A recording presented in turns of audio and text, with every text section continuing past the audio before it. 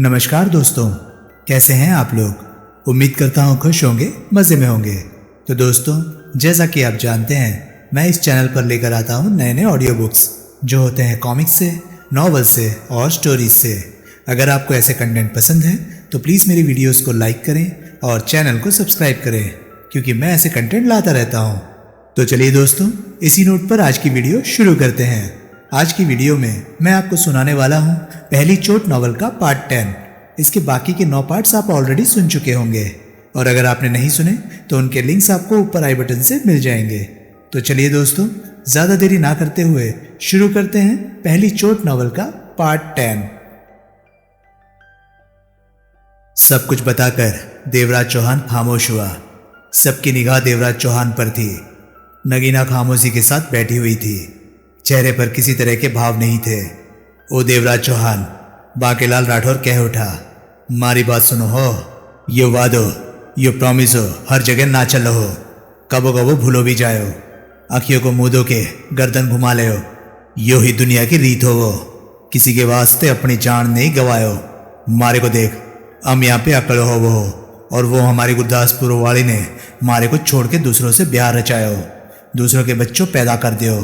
तकलीफ तो मारो को बहुत हो वो, लेकिन हमने सहन करो हो।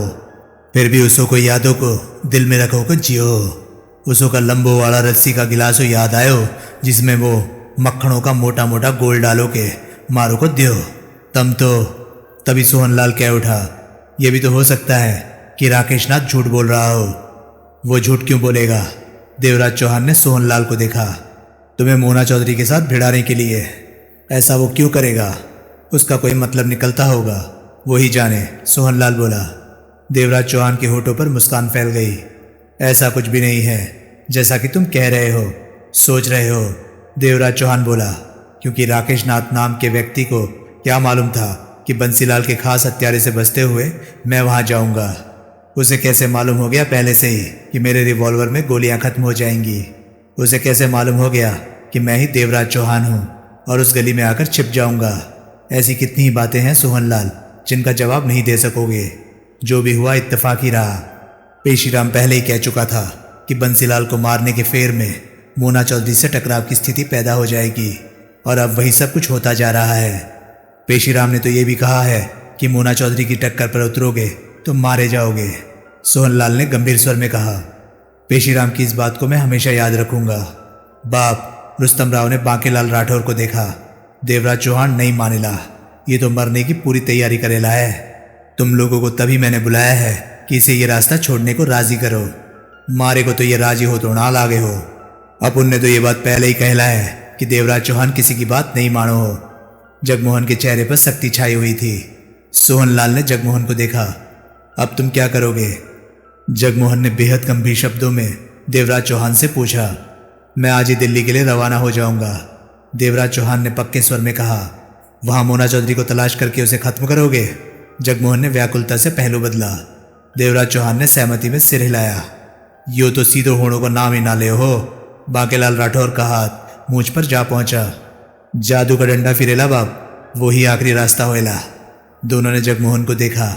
जगमोहन उठ खड़ा हुआ। हम तुम्हें दिल्ली नहीं जाने देंगे, जगमोहन ने दृढ़ता भरे स्वर में कहा।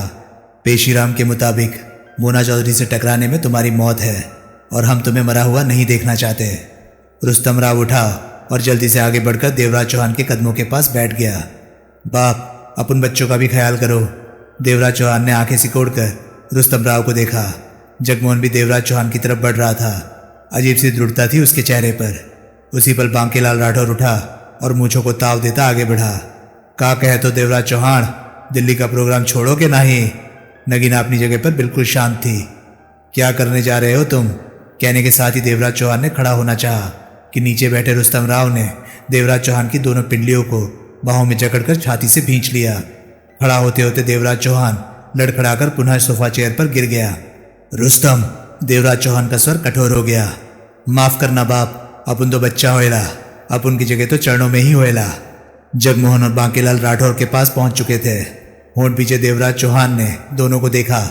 मारे बीकानेर में तो जो सीधो सीधो ना मारो हो, उसको कानों को पकड़कर रस्से से पेड़ के साथों बांध दो। वही फॉर्मूला अब थारों पे ट्राई करो हो। क्या बकवास कर, यो बकवास ना हो, वो पक्की बात हो। बांकेलाल राठौर ने मुस्कुराकर कहा, सब कुछ तो थारो सामने ही हो रहे हो। यो देखो, छोरा थारे चरणों में पड़ो हो, हम थारे सामने हो और थारे जगमोहन इब थारे खोपड़ी की सवारी करो हो। यो ही मारे बीकानेर में हो। अभी तो हम गुरदासपुर की बातों ना ट्राई करो हो, वहां पे तो सीधो लट घुमाए हो और बंदा सीधा हो जाओ। बांके तुम, तीखे स्वर में कहते हुए देवराज चौहान ने उठना चाहा। उसी पल पास खड़े जगमोहन का हाथ हिला और देवराज चौहान की कनपट्टी पर पड़ा। सोच समझकर किया गया प्रहार सटीक बैठा। देवराज चौहान को हल्का सा चक्कर आया। उसका मस्तिष्क काले अंधेरे में डूबता चला गया और सोफे पर बैठे बैठे बेहोश हो गया। तभी बांकेलाल राठौर कह उठा, छोरे, देवराज चौहान की टांगे ना छोड़ो, योग कहीं पे ड्रामा ना कर रहे हो। ओके बाप। होंठ बीचे जगमोहन ने देवराज चौहान को अच्छी तरह से चेक किया। वो वास्तव में बेहोश था। माफ करना बड़े भाई, जगमोहन अफसोस भरे स्वर में कह उठा। आज जिंदगी में पहली बार हाथ उठाया है तेरे पर, तेरे भले के लिए। हम तेरे को अपने पास जिंदा देखना चाहते हैं। तू इस दुनिया में नहीं रहा तो हम जीते जी मर जाएंगे। उसके बाद तीनों ने देवराज चौहान को उठाया और तयशुदा बात के मुताबिक बंगले के एक कमरे में ले गए, जहाँ खिड़की रोशनदान नहीं था और लोहे का मजबूत दरवाजा लगा हुआ था। कमरे में डबल बेड था। देवराज चौहान को बेड पर लिटाया और उसके हाथ पांव बांध दिए। फिर तीनों बाहर निकले और दरवाजा बंद करके ताला लगाकर हॉल में आ गए। नगीना और सोहनलाल वहां चुप्पी के साथ मौजूद थे। लो भाभी, जगमोहन नगीना को चाबी थमाता हुआ बोला, देवराज चौहान को कमरे में बंद कर दिया है, हाथ पांव बांध दिए हैं। बेशक जो भी हो, 2.5 महीने वो इसी हालत में रहेगा। जैसा कि पेशीराम ने कहा था कि 2-2.5 महीने बाद अच्छा वक्त शुरू हो रहा है, तब देवराज चौहान और मोना चौधरी में दोस्ती हो जाएगी और हमेशा के लिए मुसीबत से भरे झगड़े का अंत हो जाएगा। नगीना ने हथेली पर पड़ी चाबी को देखा। घबरा मत बहना, बांकेलाल राठौर कह उठा, हम आपड़ो सारों कामों को छोड़ो के यहाँ पे ही रहो, ताकि देवराज चौहान कोई पे गड़बड़ ना कर सको। यो शक्ति देवराज चौहान के बड़ों के वास्ते ही हो वो। दीदी, रुस्तम राव ने कहा, अपन भी इधर ही टिकेला, बढ़िया वक्त बीतेला अपन का। तभी सोहनलाल पास आया और नगीना से बोला, जो हरकत देवराज चौहान के साथ की गई है उस पर वो बहुत नाराज होगा। इन बातों से मेरा कोई वास्ता नहीं, नगीना ने शांत स्वर में कहा। मुझे नहीं मालूम था कि आप लोग क्या करने जा रहे हैं। जो किया है उनकी जिम्मेवारी करने वालों पर है, मुझ पर नहीं। सोहनलाल ने तीनों को देखा। थारो दिल काहे को धड़को। बांकेलाल राठौर का हाथ मूंछ पर जा पहुंचा। देवराज चौहान की गाड़ियों को अम सुन दो, 4 डंडों भी खाड़े हो। बाप, अब तो ये बात कहलाए तू, जब देवराज चौहान के सामने पड़ेला तो तेरा थोबड़ा देखेला। छोरे, थारे को काहे को फिक्र लागे, अपनों ख्याल करो तुम। जगमोहन के चेहरे पर गंभीरता उभरी पड़ी थी।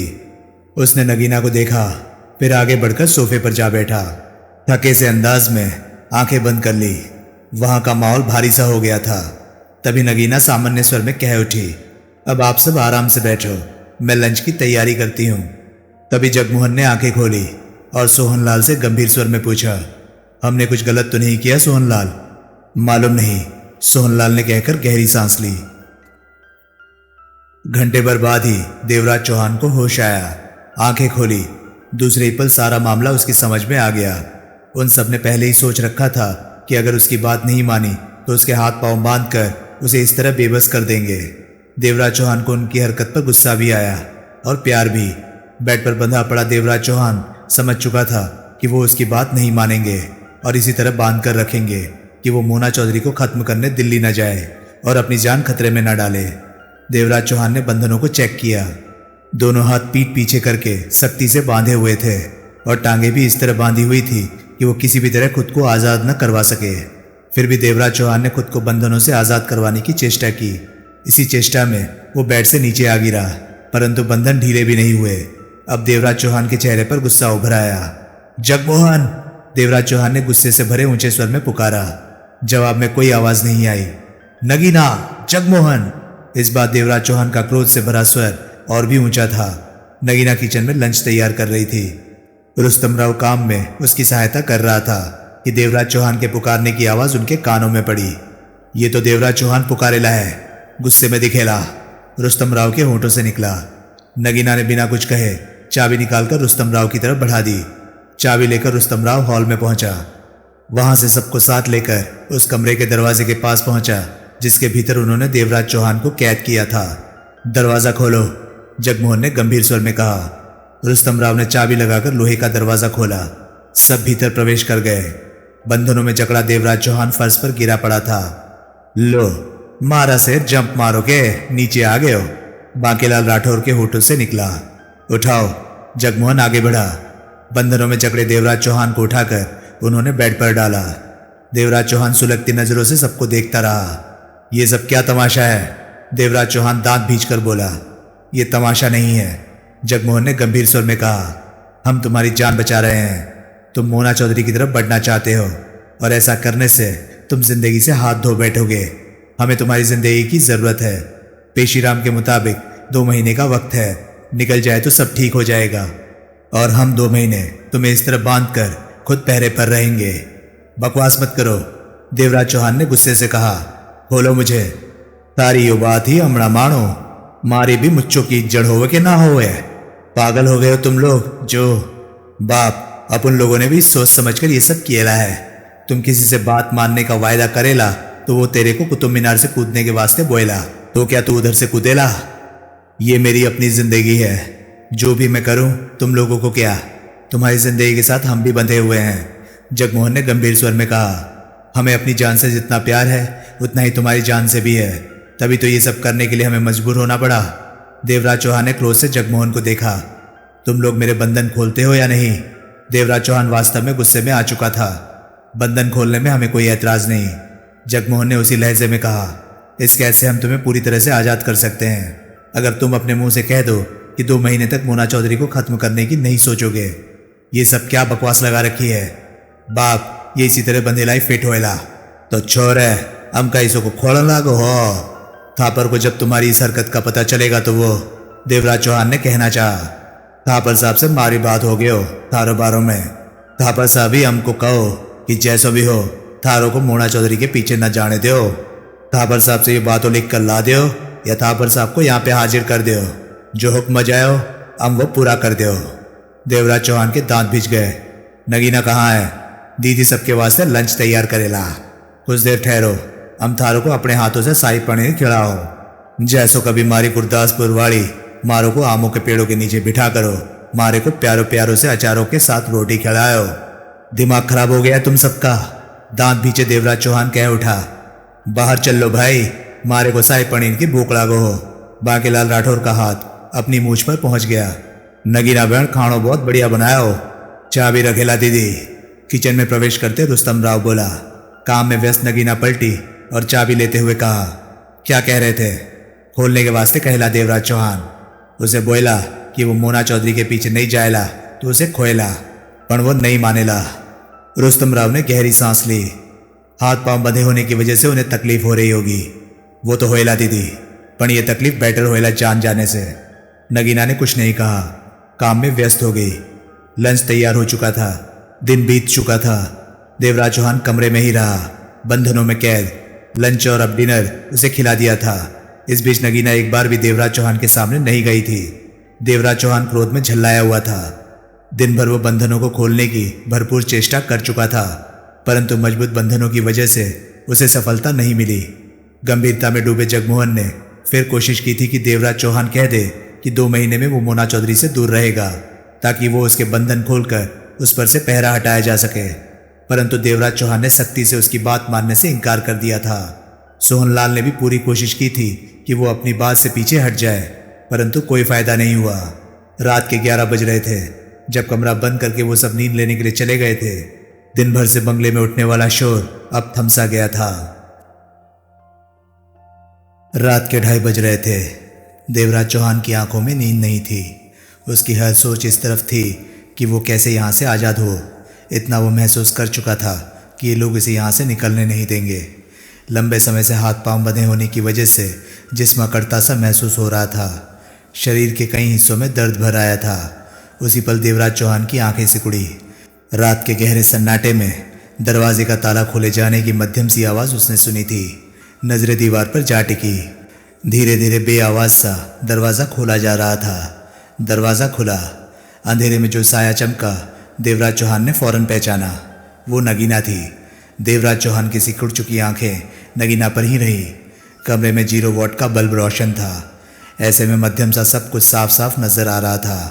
नगीना पास आकर बेड के पास छिटक गई। मैं जानती थी आप जाग रहे होंगे, नगीना ने धीमे स्वर में कहा। देवराज चौहान कुछ नहीं बोला। नगीना ने हाथ में दबा चाकू आगे किया और देखते ही देखते उसके हाथ पांवों के बंधनों को काट दिया। देवराज चौहान ने हाथ पांवों को सीधा किया, फिर बेड से उतरकर हाथ पांव हिलाने लगा। उन सब ने आपके साथ जो भी किया उसके बारे में मुझे पहले से कोई खबर नहीं थी, नगीना ने गंभीर स्वर में कहा। अगर मालूम होता तो आपको पहले ही बता देती। देवराज चौहान ने जेब से पैकेट निकालकर सिगरेट सुलगाई। मेरे बंधन खोलने का मतलब जानती हो नगीना? देवराज चौहान का स्वर शांत था। मैं तो सिर्फ इतना जानती हूँ, जब मैंने खुद को आपके हवाले किया था, आपको अपना माना था, तो तब ये कहा था कि मैं कभी भी आपके कामों में रुकावट पैदा नहीं करूँगी, ज़रूरत पड़ने पर आपकी सहायता ही करूँगी। मेरे वो शब्द ही मेरा धर्म है, मेरा फ़र्ज़ है। इन बंधनों को काट कर मैंने अपना धर्म और फ़र्ज़ निभाया है, नगीना ने गंभीर स्वर में कहा। आगे वही होगा जो भगवान को मंजूर होगा। देवराज चौहान की निगाह नगीना पर जा टिकी। मैं आपको किसी काम से रोक नहीं रही, सिर्फ कह रही हूँ कि उन सब ने आपको बांधकर कैद में डाल दिया तो ऐसा उन्होंने आपके भले के लिए किया। वो सब आपको चाहते हैं, उनसे गुस्सा होने की कोई ज़रूरत नहीं। अगर मैं अपने धर्म और फ़र्ज़ में ना बंधी होती तो कभी भी आपके बंधन नहीं काटती। तुम कहना क्या चाहती हो? अभी भी सब कुछ आपके हाथ में है। नगीना का स्वर शांत गंभीर ही था। और मेरी इच्छा है कि 2-2.5 महीने आप मोना चौधरी को अपनी सोचों से निकाल दे। ये नहीं हो सकता। मौत के डर से मैंने अपने कदम रोके तो मुझे अपना अस्तित्व हिलता हुआ महसूस होने लगेगा। मेरा विश्वास हिल जाएगा, बिखर जाएगा, जो कि फिर कभी इकट्ठा नहीं होगा। देवराज चौहान अपने शब्दों पर जोर देकर गंभीर स्वर में बोला। हमेशा ही मेरा एक कदम जिंदगी की राह पर और दूसरा कदम मौत की राह पर रहा है। जिस तरह मैंने अपनी तमाम उम्र बिताई है, उसी तरह जिंदगी के अंत तक पहुंचूंगा। मौत का डर मेरे कदमों को नहीं रोक सकता। मैं आपके साथ हूँ। नगीना के स्वर में किसी तरह का भाव नहीं था। तुम साथ चलोगी मेरे? हाँ, नगीना ने भावहीन स्वर में कहा। यह बात हम में तय हो चुकी है। मैं आपके साथ चलूंगी, आपके साथ ही रहूंगी, जीवन के अंत तक आपका साथ दूंगी, अपने फ़र्ज़ और धर्म का निर्वाह पूरी तरह से करूंगी। दिल्ली में तुम्हारे लिए भी खतरा हो सकता है नगीना। जोधा सिंह की बेटी को आप खतरे का डर दिखाकर फिजूल की बात कर रहे हैं। देवराज चौहान ने हौले से सिर हिला दिया। सिर से पांव तक वो गंभीरता में डूबा हुआ था। कब चलना चाहेंगे आप? अभी। देवराज चौहान के होंठ भींच गए। अगर जगमोहन, सोहनलाल, बांके और रुस्तम राव को मालूम हो गया कि मैं यहाँ से जा रहा हूँ तो वे ढेरों रुकावटें पैदा करके मेरे लिए परेशानी खड़ी करेंगे। तुम यहाँ से चलने की तैयारी करो। हमारा अब यहाँ ज़्यादा देर रुकना ठीक नहीं। सब तैयारी कर चुकी हूँ मैं। नगीना ने देवराज चौहान की बाँह पकड़ ली। स्वर में हल्का सा कंपन उभरा, फिर आवाज़ सामान्य हो गई। जानती थी आप रुकेंगे नहीं। तैयारी में हर वो सामान मौजूद है जिसकी ज़रूरत आपको पड़ सकती है, और सारा सामान पोर्च में खड़ी कार में रख भी दिया है। देवराज चौहान ने गंभीर निगाहों से नगीना को देखा, फिर धीमे स्वर में कह उठा, चलो। दोनों बेआवाज़ कदमों से कमरे से निकले, फिर बंगले से। पोर्च में खड़ी कार को धकेल कर बंगले के गेट से बाहर ले आए कि कार का इंजन स्टार्ट होने पर वो सब नींद से ना उठ जाएं। उसके बाद कार स्टार्ट करके आगे बढ़ा दी। हर तरफ रात की सुनसानी छाई हुई थी। 45 मिनट के बाद देवराज चौहान ने सड़क के किनारे कार रोकी और हेडलाइट ऑफ करके इंजन बंद किया और नगीना से कहा, तुम यहीं रहो, मैं कुछ देर में लौटता हूँ। नगीना ने देवराज चौहान को देखते हुए सहमति से सिर हिला दिया। देवराज चौहान गली में प्रवेश कर गया। आगे गलियों का जाल था। शहर का वो पुराना इलाका था। गलियों के मोड़ों में मुड़ते हुए वो जिस दरवाजे के पास टटका, वो बाबू भाई के घर का दरवाज़ा था। देवराज चौहान ने दरवाज़ा थपथपाया। तीसरी बार थपथपाने पर भीतर से बाबू भाई की नींद से भरी आवाज़ आई, आ रहा हूँ। देवराज चौहान ने सिगरेट सुलगाई। मिनट भर के इंतज़ार के बाद दरवाज़ा खुला। कौन है? दरवाज़ा खोलते ही बाबू भाई ने पूछा। भीतर से आती रोशनी देवराज चौहान के चेहरे पर पड़ने लगी थी। ओह, तुम देवराज चौहान, आओ। इसके साथ ही वो दरवाजे से हट गया। देवराज चौहान भीतर आया तो बाबू भाई दरवाज़ा बंद करके पलटा। उसका चेहरा बता रहा था कि वो गहरी नींद में था। उसने देवराज चौहान के चेहरे पर नजरें टिका दी। खबर मिल गई है मुझे कि किसी ने बंसीलाल को खत्म कर दिया, गंभीर स्वर में कहा बाबू भाई ने। देवराज चौहान ने जेब से 100 की गड्डी निकाली और टेबल पर रख दी। अब किसकी बारी है? बाबू भाई के होंठ सिकुड़ गए। दिल्ली में मोना चौधरी रहती है। देवराज चौहान का स्वर बेहद शांत था। मोना चौधरी? बाबू भाई चौंका। देवराज चौहान ने एक और गड्डी टेबल पर रख दी। मैं जानना चाहता हूँ कि दिल्ली में मोना चौधरी कहाँ रहती है। देवराज चौहान ने उसे देखा। बाबू भाई की सोच भरी निगाहें देवराज चौहान पर ही रही। देवराज चौहान ने जेब से निकालकर तीसरी गड्डी टेबल पर रख दी। मोना चौधरी का पता ठिकाना मैं नहीं जानता, मुझे कोई खबर नहीं, बाबू भाई ने धीमे स्वर में कहा। देवराज चौहान ने चौथी गड्डी टेबल पर रख दी। मोना चौधरी का ठिकाना कहाँ से पता चलेगा? देवराज चौहान का स्वर पहले जैसा ही था। बाबू भाई ने टेबल पर पड़ी गड्डियों को देखा। जो जवाब तुम चाहते हो उसके लिए तो ये गड्डियाँ कम हैं, एक पेटी पूरी कर दो। देवराज चौहान ने जेब से 6 गड्डियाँ और निकालकर ₹1,00,000 पूरा कर दिया। यहीं रुको, मैं आता हूँ। देवराज चौहान की गंभीर निगाहों से देखते हुए बाबू भाई दूसरे कमरे में चला गया। देवराज चौहान कश लेता टहलने लगा। 5 मिनट बाद बाबू भाई लौटा, हाथ में कागज था। तो दोस्तों, ये था पहली चोट नॉवल का 10वां पार्ट। आपको ये पार्ट कैसा लगा प्लीज़ अपनी राय कमेंट सेक्शन में मुझे ज़रूर बताएं। और हाँ, अगर आपको मेरे वीडियोस पसंद आ रहे हैं तो प्लीज़ उन्हें लाइक कीजिए और चैनल को सब्सक्राइब कीजिए, क्योंकि मैं ऐसे कंटेंट लाता रहता हूँ। तो चलिए दोस्तों, मैं मिलता हूँ अब आपसे अगली वीडियो में। तब तक के लिए नमस्कार, गुड बाय। सेफ रहिए, खुश रहिए, मज़े करिए।